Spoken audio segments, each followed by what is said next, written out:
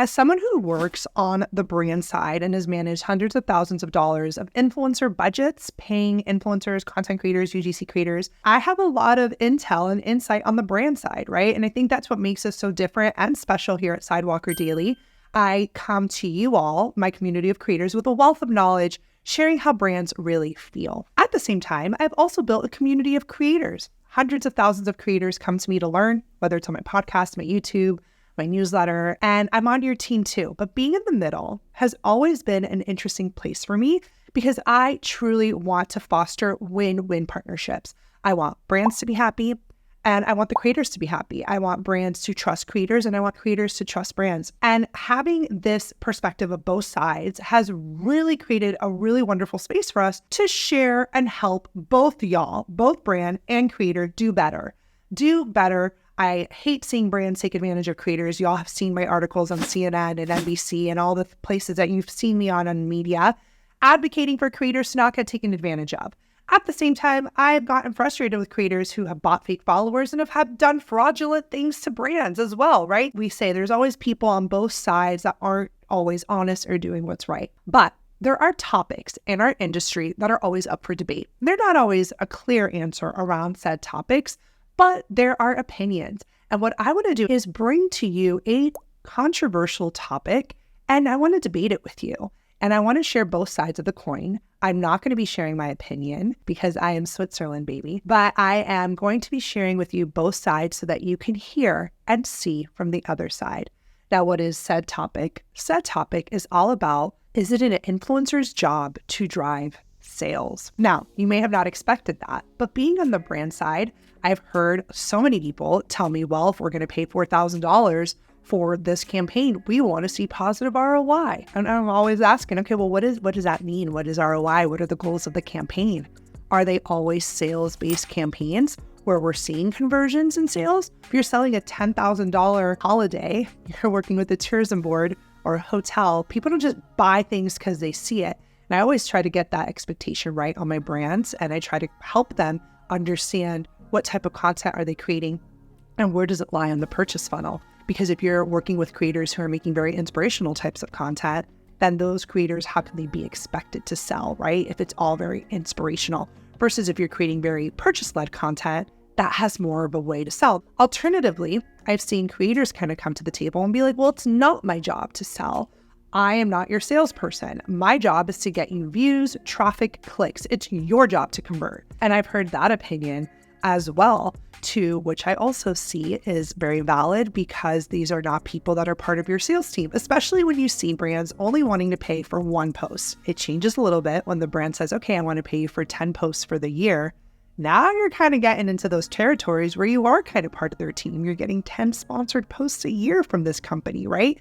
So this is what I want to talk about. I want to share both sides, and then I want you, the viewer or the listener, to share with me your opinion. What side of today's debate do you lie on? Do you think that influencers are responsible to drive sales, or do you think that they're not? Let's start with the side of how influencers are not responsible to drive sales. So when you're working with a big influencer or a small one, someone that has influence, many times the goals lie in traffic and awareness, right? Their job is to let people know you exist and to bring considerable traffic, almost like an alternative to doing a Facebook ad, right? You're paying for traffic when you're doing Facebook ads. You're paying for traffic when you're doing Google ads. The difference is when you pay an influencer, you're paying for people who are obsessed and trust this person and come to them for recommendations. According to Nielsen, 92% of consumers trust an influencer's recommendations more than a traditional ad.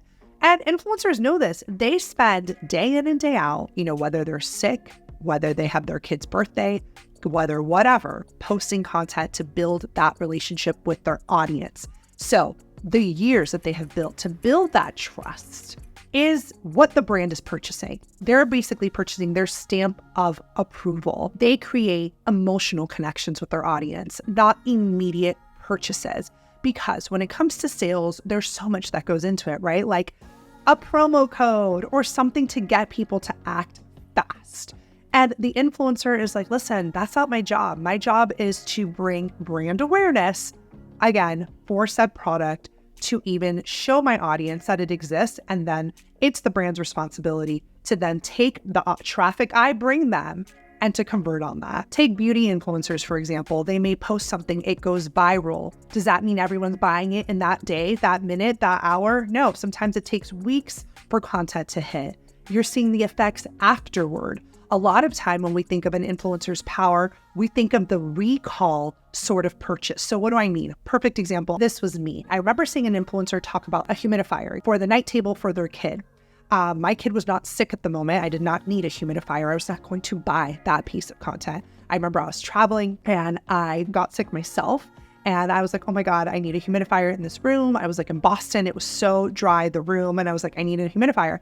I went to Target. I literally went back to that girl's post. I was scrolling in the feed to be like, which one was it? Until I found it and purchased it. I'm talking a month to 2 months later.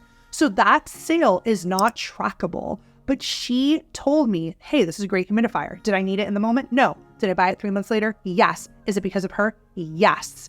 So it is not because there's short-term sales that are trackable that you're able to measure, the ROI of what that creator was able to do for me. This side of the argument says that influencers are not just one-off sales reps. They're here to build a sustained presence for you. And that's why when you work with an influencer, we often say, don't do the one-night stand approach where you're just buying one video and expecting it to do wonders. It's better to work with someone over time, having a set of videos to build that long, sustained presence. Influencers can help this brand nurture a brand loyalty as well as trust, right? It's the best testimonial of them all. Here on my notes, I have that research from McKinsey shows that repeated exposure to a brand through influencers can increase purchase intent by 30%, even if the initial influencer campaign doesn't result in immediate sales. That was exactly the humidifier example that I lived through.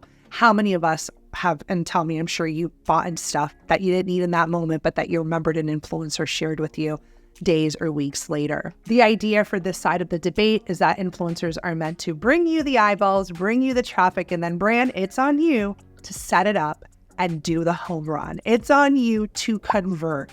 I had an influencer tell me the other day, listen, I could bring you hundreds of thousands of views to your website. If your website is garbage, if it is trash, there's no call to actions. It's not properly made from a development standpoint. She's like, there's nothing I can do to bring you conversions. So it is a two-folded effort. Also, a lot of brands that I am working with now are using the influencers to supplement their Facebook ads. So what do I mean? The influencer brings traffic of a certain type of individual. They go on the landing page, the Facebook pixel is then activated and follows that person for days, weeks, months until the purchase is made, right? So there's this beautiful combined effort of where the influencer is bringing traffic and the Facebook ad is following said traffic to help close the sale. And I think those are obviously great ways of where we can see traditional advertising like Facebook merge with influencer marketing.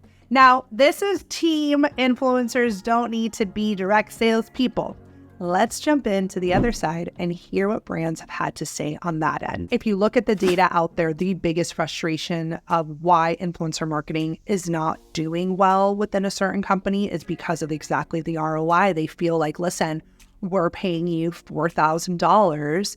We want to make $12,000 back, or at least $8,000. We want to double up. At least $4,000 to break even. But even if you think about it, let's just say you work with me. You pay me $4,000 to help you get brands. And you don't see that now, but you see it in a couple months from now or 6 months from now.